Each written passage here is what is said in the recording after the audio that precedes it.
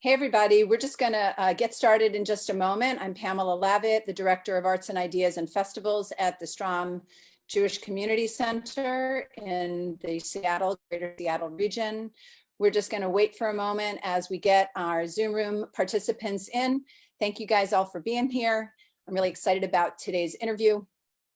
Each Thursday, we do a Zoom interview with the emphasis on zooming in.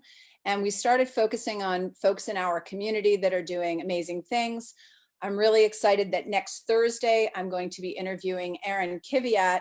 Aaron is a local Seattle defense attorney, criminal defense attorney, but 20 years ago, he wound up from Evergreen and the University of Washington going to Egypt and wound up mapping the Jewish cemeteries of Egypt. And it has been a lifelong dedicated part of his life. And I'm really excited to share with you some of the updates in 20 years of what happened.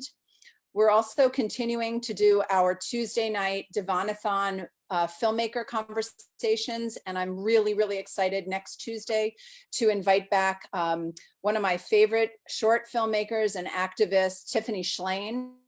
Tiffany was a Real Difference Award winner for the Seattle Jewish Film Festival a number of years ago, and her short films like The Tribe are all about activism and identity. And if you have not signed up yet for this Sunday's Zoom, the Netflix writer of Unorthodox, Daniel Hendler, will be with us. And I think we have over 150 or 200 registrants coming to that. Unorthodox, if you haven't seen it on Netflix, is kind of the talk of the town right now. And so watch it and then join us on Sunday at 1 p.m. and we'll be interviewing and talking about the miniseries on Netflix.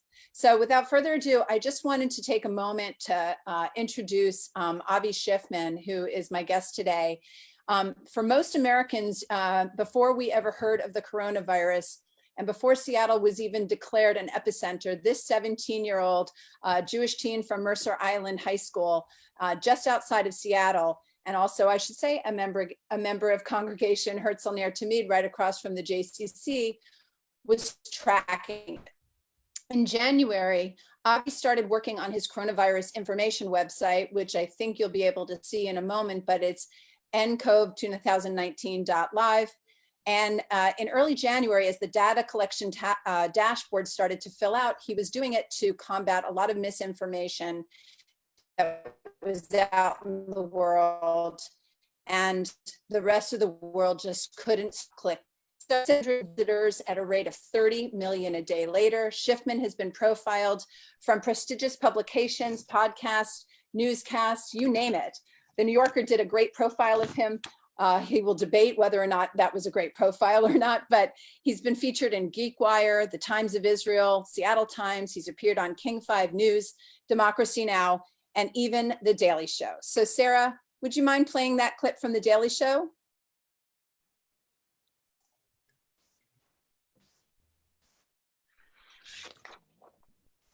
If you've been following the news during this global pandemic, then you'd know that the reported statistics have been as inconsistent as the Wi-Fi at your mama's house. The same Wi-Fi you told her ass to speed up a long time ago, but you get quarantining with your mama during a pandemic. If we didn't do it, you would have had 1 million people, 1.5 million people, maybe 2 million people dead. But we're going toward 50 or 60,000 people. 100 to 200,000 deaths. And it looks more like the 60,000 than the 100 to 200,000. We have between 100 and 200,000. It's like an auction, but there's one credible source whose numbers are trusted globally. One website tracking the coronavirus has become one of the most vital resources for people seeking accurate and updated numbers on the pandemic. ncov2019.live. And I scored a sit down with its creator. Who the f are you? I'm looking for Avi Schiffman. I'm afraid that's me.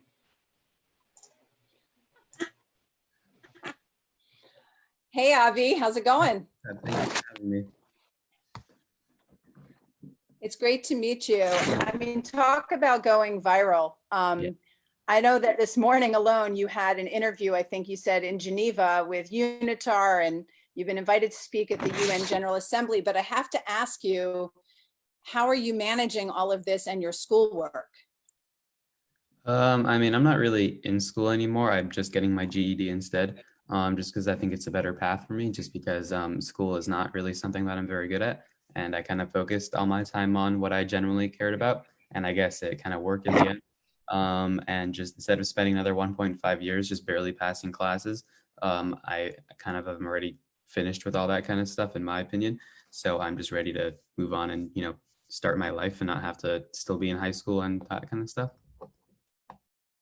So maybe I can ask you for a moment, because I think it's really interesting how I've heard from you a little bit, and some articles about you have talked about your procrastination and not having, not necessarily being like the world's best student, but obviously you've gotten a lot of attention for what you're doing. But maybe you could take us all back for just a moment into what people have started to call the BC world, right? The before COVID world, and just what was Avi doing before all of this happened? Sure. So I was working on a much bigger project.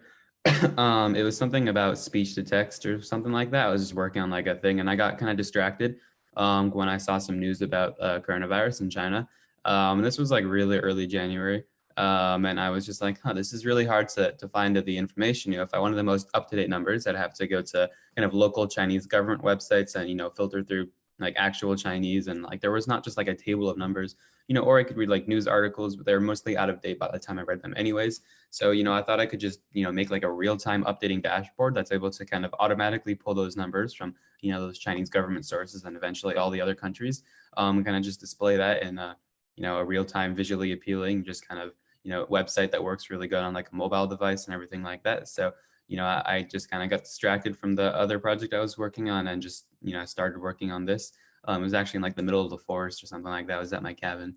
And then, I just made the website and I published it online, and, a lot of people liked it, but, the coronavirus wasn't really a big thing back in really early January.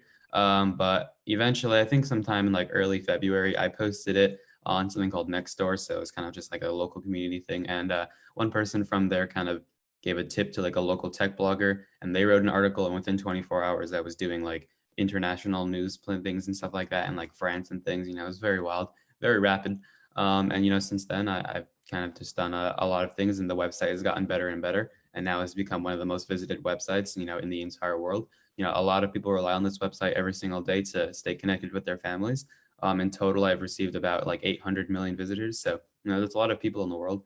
Every single country has visited this website every single day. There are visitors from Greenland to the Congo. It's a really cool thing. And yeah. Can you just explain just a little bit for those of us that maybe are not programmers or didn't learn how to code? Can you walk through how you kind of figured out kind of how to do this project, what your tech components are? And also, I'm curious to know the trustworthiness. How did you make determinations about the trustworthiness of how you were web scraping, and what does that mean to web scrape? Sure. So the precursor to this website is actually something I made for my school. So there was like for Seattle, or I guess not Seattle, I guess the entirety of Washington, there's something called Kinko that manages like high school kind of sports. And I thought their website was really bad. I mean, it looks like something from like the 80s. It's just terrible. So I was kind of bored, and I did web scraping kind of things on Kinko to get all the numbers, and I formatted it to look like ESPN kind of, and made it for my school, and it was all personalized. It works really good on like a mobile device, and it looks pretty similar almost to the coronavirus website. So that was kind of like a precursor. And then, so the coronavirus website uses a technology called web scraping. So let's say Korea, for example, they may have like a table of numbers. And what I'm able to do is just automatically download those numbers and add it to a much larger data set for all the other countries, once I kind of parse those numbers and make them correct. And with the accuracy kind of thing, the numbers are only as accurate as these governments will provide. A lot of the more authoritarian places like Russia or China or North Korea and places like that, it's hard to know if the numbers you're even getting are, underreported, or if they're, even accurate at all. I mean, like, for example, China has 82,000 cases, but, it's, some people say it's pretty hard to believe that sometimes. And so, it's up to these kind of governments and countries to be transparent with their, populations and the rest of the world. So, the numbers are only as reliable as is publicly available, but yeah. Yeah. So I'm just curious, I think your dad's a physician, right? But he's used to do My our dad is a programming, and your biologist, mom's and my mom is a doctor. Yeah. biologist. Thank you. Switch those around. So is there anything about the sort of what they've taught you about the intersection of science, health, technology that has influenced you? I'd say it's mostly just, my self-motivation to just want to make really cool things. I just wanted to make, I just like making things in general and, sharing them. And I think it's really cool how many people have visited this website and how many people it genuinely helps every single day. It's not fun to make something that's completely useless that nobody ever uses. So the fact that I made something was really cool. And it's all just self-motivation to want to just do really big things. But yeah, I just kind of learned all the programming stuff myself. I've been programming for like a decade by now. And, everything I know is just from watching YouTube videos and just reading things online. And, there are chat rooms for web development and things like that, where you can just ask questions. Any question I have has been asked like 200,000 times or whatever, there's just so many people with the same questions. So is it, you started learning when you were age 7 is Yeah, what something when like you that. started using? The first website. And so I'm curious to know. Yeah. Go ahead. The first website I made was when I was like around 7 or something. And it was about like stick figures. It was like a stick figure animation hub or whatever, where you could like upload things of stick figure things. And I really liked just animations of them. It was kind of ridiculous. So I made a website for that. And I still have all the code. It's really ridiculous to read back on it just because it's so bad. But it worked and it was a interesting website. But yeah. So can you tell me a little bit about what you're learning about the users? You said already that they were from, all over the world, but what are you learning about the importance of this information? How are you getting feedback from the user side? Sure. So there's been interesting things in terms of user feedback. So, they have contributed a lot. For example, when the site, when I first created it, there wasn't the recovered numbers and people thought that the site was kind of overly negative and, it was only showing how many people were dying and getting infected. So I added the recovered numbers and stuff just to make the site more positive and, give it more hope and stuff. And in terms of like, things I can infer based on these numbers and stuff, like there were some interesting things. So for example, a while ago, South Korea and Iran had pretty similar case counts, but Iran had like 10 times more deaths. So I think what you're able to infer based on those numbers is that, maybe Iran is underreporting these numbers, or maybe their healthcare system is, weaker, or their hospitals overwhelmed, a lot of interesting stuff like that. So, I'm providing the raw data and then people can do, whatever they want with that. If they want to make their own graphs and, plenty of scientists and universities and governments around the world, use this website to model their own data and do all kinds of really cool things. So, yeah. So, for many of us that are like living at this time, the coronavirus,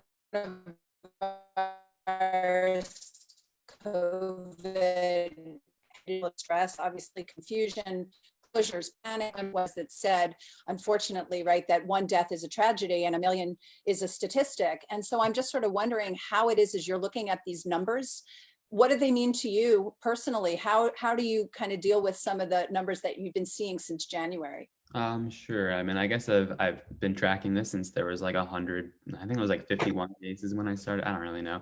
I just started it like so incredibly early. I hadn't really spread around the world either when I started to. So, just been looking at these numbers for a long time, and I guess I've just been watching it exponentially grow. And that has been just, you're able to just see different countries, rise and fall and stuff in terms of cases.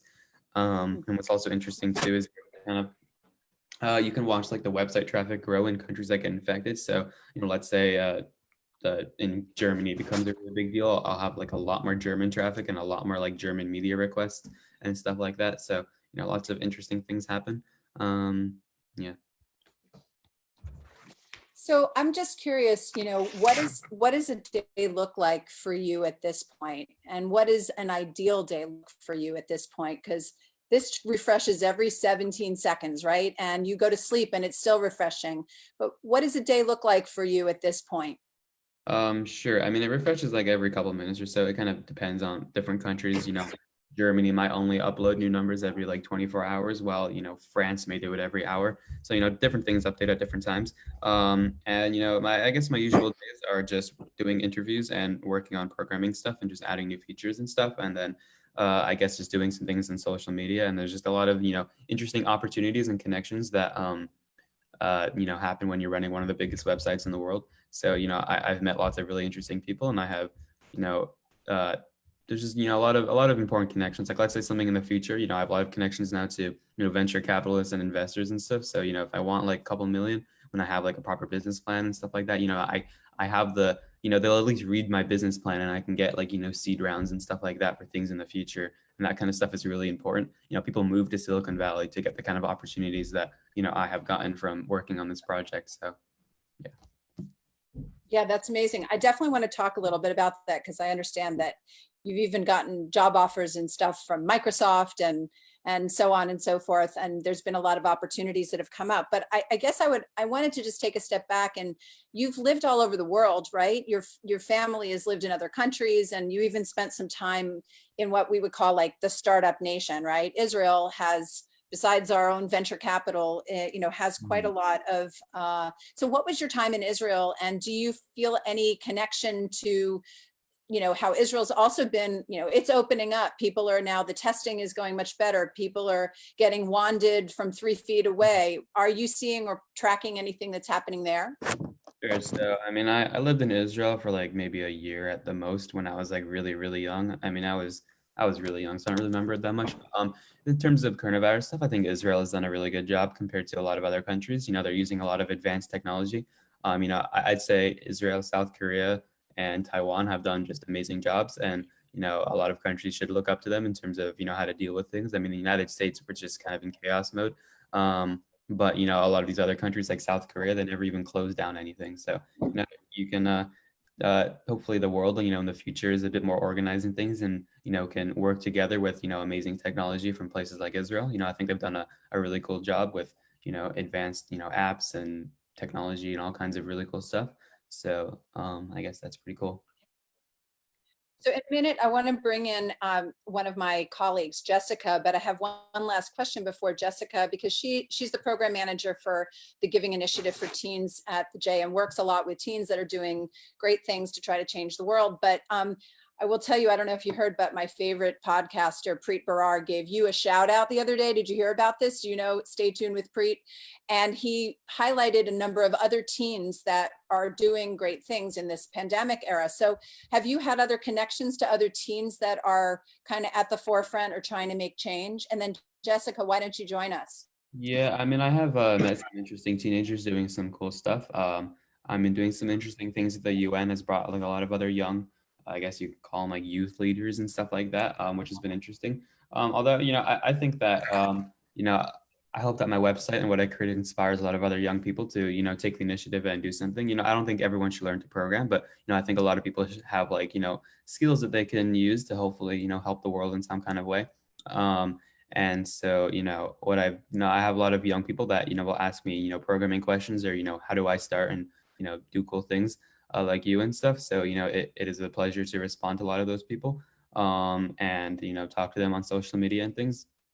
So, that has been pretty interesting, but, there are a lot of young people doing really cool stuff. And I hope that in the future, more and more young people will, contribute their skills to, world events like this. Cause, I'm just 17 years old, in the middle of a cabin, and, I'm making better websites than, massive governments and, the WHO and stuff was able to do. So, yeah. Jessica, did you want to ask your questions? Yeah, I do. Thank you. And then I just wanted to let people know that everybody in the Zoom registration room, and I'll mute myself in a minute. Becky shouted out, thank you, Avi, you're doing a great job. But I wanted to recommend that we have about 30 people on this and on Facebook Live. Please submit your questions. We'll get to those in about 10 minutes. So go ahead, Jessica. Yeah, thanks. So Avi, you were just talking about people contributing in whatever way speaks to them and kind of learning new things to bring to the world. And so one of the core values of the Strum Jewish Community Center is limud, which means learning in English. So you're a Jewish teen living during this crazy COVID time. So what have you learned about yourself and about the world? Sure. I guess, I think this whole pandemic puts a lot of less kind of faith in a lot of these big governments and stuff and how they're, able to deal with big world events like this. There will always be another pandemic. There will always be, massive earthquakes and stuff like that. And I think a lot of the world has just really been really unprepared for this. And, I guess it's been kind of just a awakening, I think, to a lot of people. Just, I mean, I personally always thought that the CDC and stuff, they really knew what they were doing and all these things. But, America has just been, hit pretty hard by this. And, like my mom is a doctor and stuff like that, and she only got testing kits like a month ago or something. But, places like South Korea, fully tested their entire populations like way before that and stuff. So, a lot of countries are doing very different things. And I hope that in the future they can work together to, be better in terms of things like this. Yeah, definitely have learned a lot. And how about yourself? Have you learned anything about you with maybe just being home or being on your computer website the whole time? Like, what have you learned about Avi Schiffman? Sure, I guess, it kind of solidified that I know what I want to do and stuff. And, I never expected to do something this big, when I was so young. But this has brought a lot of cool opportunities that, I guess I got like an earlier kickstart into doing this kind of stuff. But, provides me the resources and things that, I can do what I want to do when I'm older, which will be, I guess, pretty cool. Yeah, definitely. So another Jewish value that's very important to the worldwide Jewish community is tikkun olam, which means repairing the world. And it's definitely something that you just talked about that you're doing, and your website has definitely been helping people. And it's something that, some teens are doing. So how have your repairing the world efforts shaped or altered your identity as an American, as a teen, as a Jewish teen? Sure. I guess, a lot of people just, they look up to me to do their own kind of things and stuff like that. And I guess that's pretty cool. I want to inspire more people to do really cool things. It shouldn't, like, the world shouldn't have to rely on like some random kid to, get the most up-to-date information on, a nice looking dashboard. This is what places like the WHO should be doing. So, I guess there's, stuff like that. Yeah. Yeah. Well, we're glad that you stepped in where maybe others weren't for the website and created that. So thank you for being here and for being such an inspirational Jewish teen. We've been hearing your name for a really long time. So I'm glad to get to meet you over the computer and for you to be here with the Strong Jewish Community Center. Sure. Thank you for the opportunity. Yeah. Pam, I'm going to pass it back to you.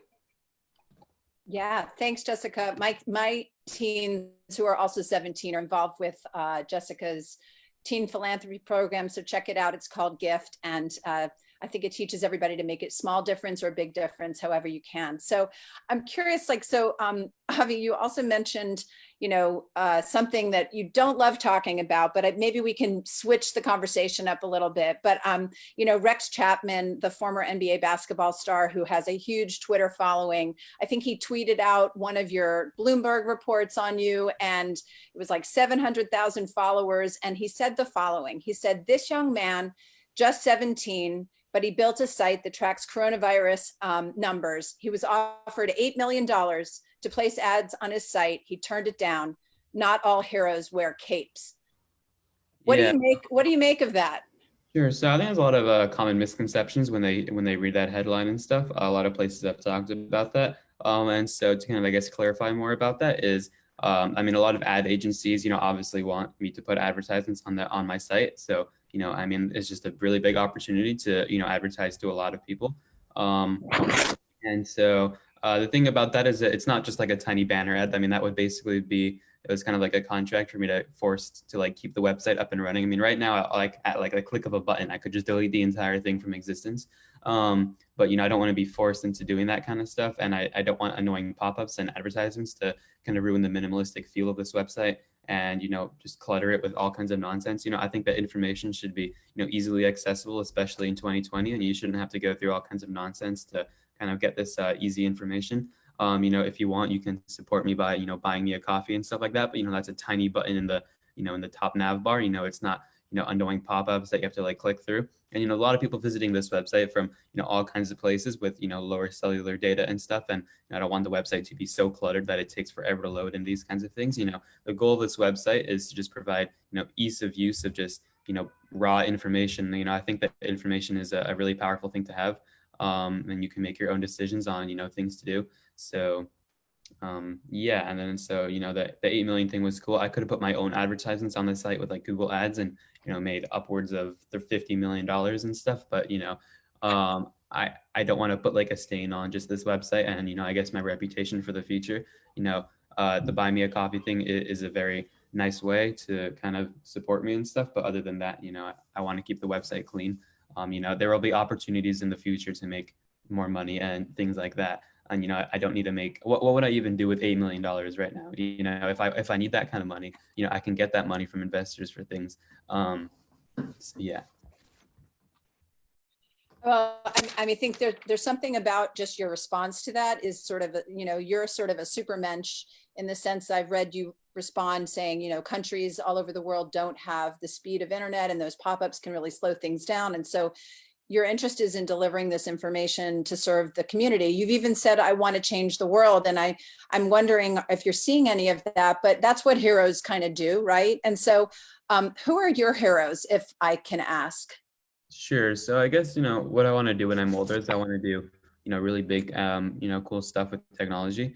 And, I guess some things that I'm interested in are, that I would look up to in terms of like, companies and things like that. I really like Napster as a really cool thing. I think they were, they were a terrible company. They were sued by everyone who ever made music, but they changed music forever. And, because of Napster, we now have things like Spotify and then indirectly, YouTube and stuff like that. And, you think about things like the printing press, now we have things like Wikipedia kind of, after all these kinds of things, like what I want to do is I want to just continue to create really important and, high impact things that, are really kind of monumental in terms of, what people do in the future with technology and stuff like that. So, I guess I would like to be like an entrepreneur in that sense, but, I don't really care that much about the actual kind of idea of a company and just making like so much money and stuff. It's not exactly, my goal of any of this. I just want to make really cool stuff. And, I guess some people that I look up to and things, I think a lot of people compare me to a lot of these. I see all these people, they always do this kind of stuff where they just say, oh, he's the next Bill Gates or Mark Zuckerberg and stuff like that. But, the next Mark Zuckerberg won't create a social network. The next Larry Page won't make a search engine. I will be the next, I want to be the next Avi Schiffman that, does whatever I want to do. And I'll be my own unique person. So, I hope that, in the future, I make something really big. I make many big things then. I hope that I'm always, as ambitious as I am now. And I guess, as moral as I am now. So yeah. Well, you might have already answered the question, but my next question was, how do you define what your superpower is? What is your superpower that you have right now in this moment? I guess what is more unique, I guess, about me in terms of that sense is that I just, took the initiative to make something. There are plenty of, my website is not inherently hard to program. You could go to any proper web developer and they could probably make something. It may look kind of terrible, but, they could, make the way the website works, web scraping and all that kind of stuff in probably a couple of days too. But, they didn't. I see a lot of these people that, oh, his website's so easy to use. I can make them in a couple hours, which is definitely not true. It's way harder than that. But, I see a lot of these people saying that kind of stuff, but, my only response is, okay, then why didn't you do that, back in early January? Now there's like thousands of coronavirus tracking websites, there's a lot of them, but, none of them really come close, in my opinion, to the traffic. The only ones that are kind of close would be like Johns Hopkins and Worldometer. Those are also pretty new. I just started so much before a lot of these places and stuff, and it's all about just taking the initiative to actually make something, even if you're not good at it. I'm not a very good programmer. I'm just a high school kid. I don't really know that much. I've just been, trying to learn real world experience in terms of coding related things. But, there are plenty of people that are much better programmers and stuff. But I think what's more unique is just actually applying those skills to do actual things in the world instead of just knowing how to do it. Working for a company, I don't really have any cares about working for like Microsoft or anything like that, 9-to-5 job doing that kind of stuff. It's nice that, I guess the kind of things I'm doing, that you can very easily fall back on, get a very well-paying job in software engineering, but it's not very much what I want to do at all. And I kind of want to do much bigger interesting things. So yeah. So I don't want to get you drawn into politics, but I'm wondering if there's been a tweet yet that says, fire Schiffman instead or anything like that. Have you gotten drawn into any of the politics of this in terms of what's happening in our country? I guess, there are a lot of adults that, want to take advantage of a lot of the opportunities and stuff I have. Everyone under the sun wants me to make their app or collaborate and all these kinds of things. And you have to be very careful about these people. There's plenty of people that, try and like extort me and all these kinds of things. And, there's just a lot of people that, when you're such in the media and stuff, you don't always attract the most wanted attention. There's a lot of just, kind of crazy people out there. I guess there's a lot of politics and I guess some interesting things to talk about. There's a lot of, I guess I've learned a lot of geographical things and a lot of geopolitics working on this website. So for example, a while ago, I had this broken up into China and then special administrative regions for China, just because China was a much bigger deal back in January and stuff, and then the international stuff. However, Taiwan was kind of a problem because a lot of my visitors in Asia and stuff, they kind of wanted Taiwan to be in the special administrative regions, but a lot of the other visitors wanted the Taiwan to be in the international section. So you kind of have to work on like a compromise between these people. Do I put Taiwan in international? Do I put it in special administrative regions? Like who do I really believe is like the one to choose? So it's hard to work on these kinds of problems. But yeah, That's a lot. It's a lot. That's a lot.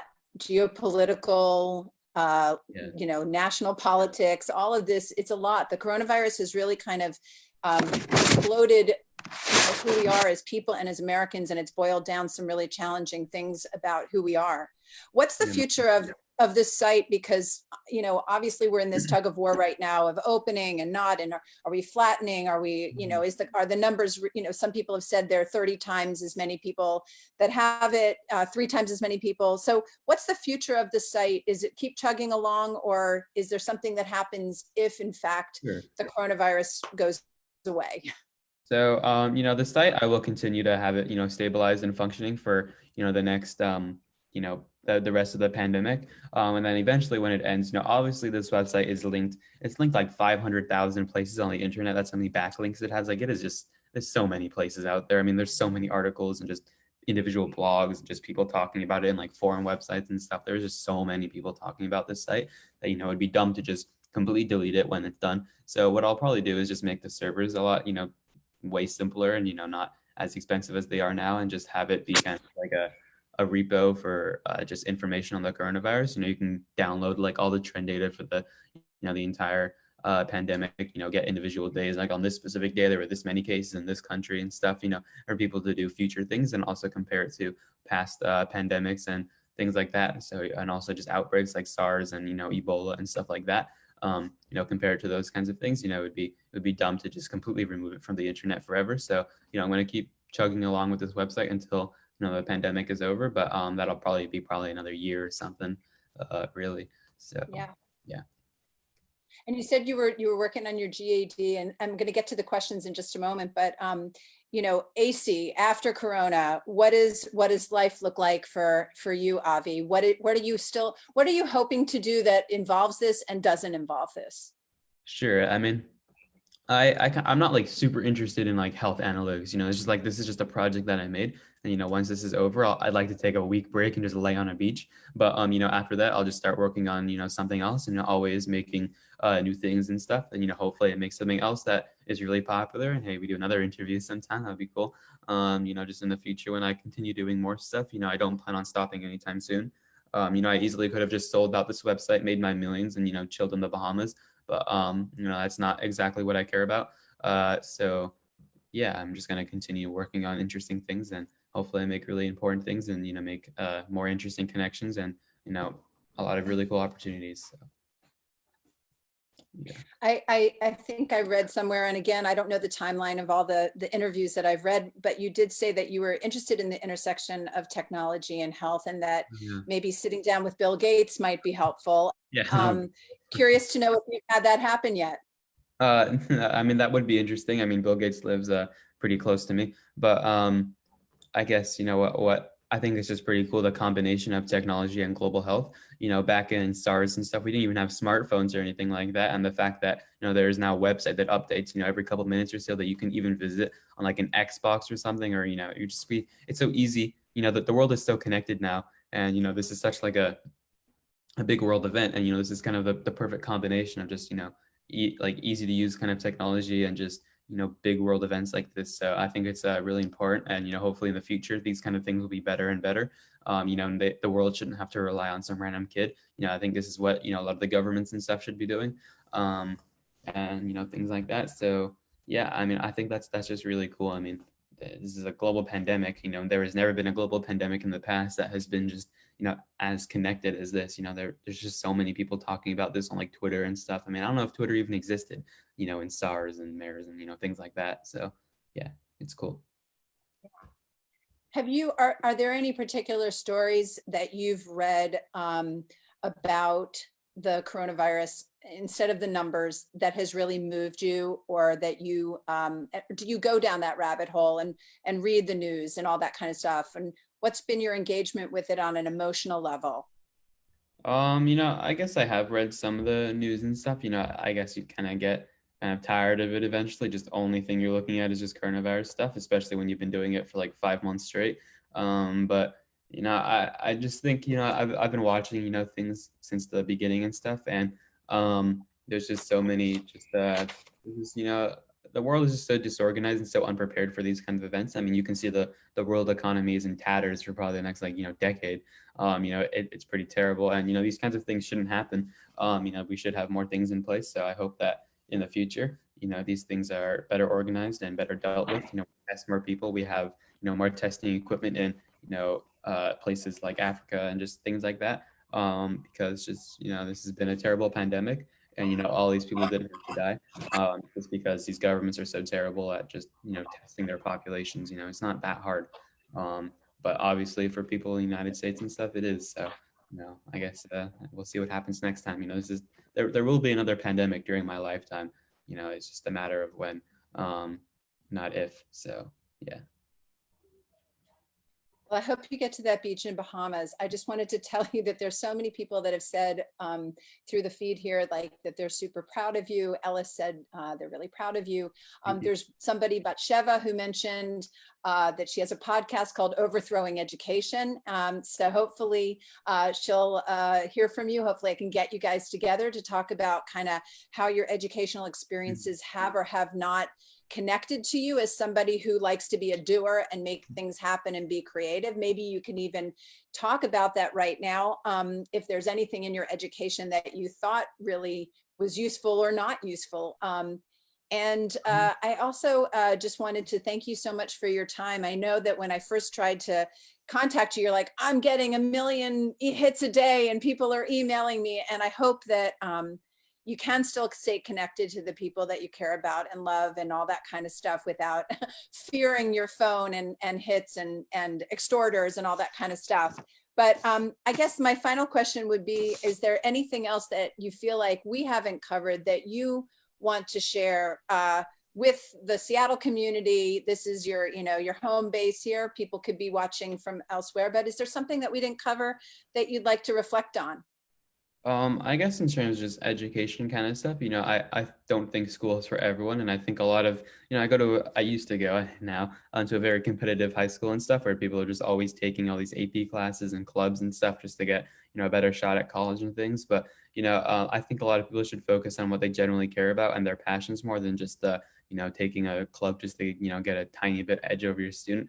I mean, I was a really terrible student, in math class, and I would be sleeping around my phone or something, but, I followed my passion. And, now I probably have a better chance of getting into college than a lot of those kids, to be honest. So, I mean, I think that people should just generally follow their passions more than just, random stuff in school.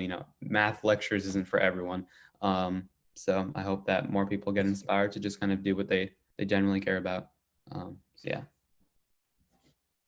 I definitely think you're a supermensch and a superhero, and everybody's super proud of you that you come from our region. I think that maybe like Bill Gates, you were recently, I think you said, invited to speak at the Harvard Medical School. Is that correct? So if there's a different way to get to Harvard, you will have beaten Bill Gates anyhow. So Yeah, for sure. I'm wishing you the best of luck, Avi. I want to thank you guys all on Facebook Live for joining us, and all the Zoomies that are in the room. Thank you so much. Please join us for all of our upcoming events. Check out our Facebook page at Seattle JFF, which is the Seattle Jewish Film Festival Arts and Ideas, or go to sjcc.org and check it out. And Avi, what last words of wisdom do you have for the rest of us? Sure. I guess can say a speech in 5 words. Ask a 17-year-old. Yeah, you can learn anything online. It's really true. You want to learn underwater basket weaving. There's a tutorial out there. You really can learn anything online. So, yeah. Thank you so much for the opportunity. It was great to speak to all of you, and thanks everyone for watching. Thanks everybody. Take care. Stay healthy, and Avi, keep up the good work. Thank you. Have a great night. You too.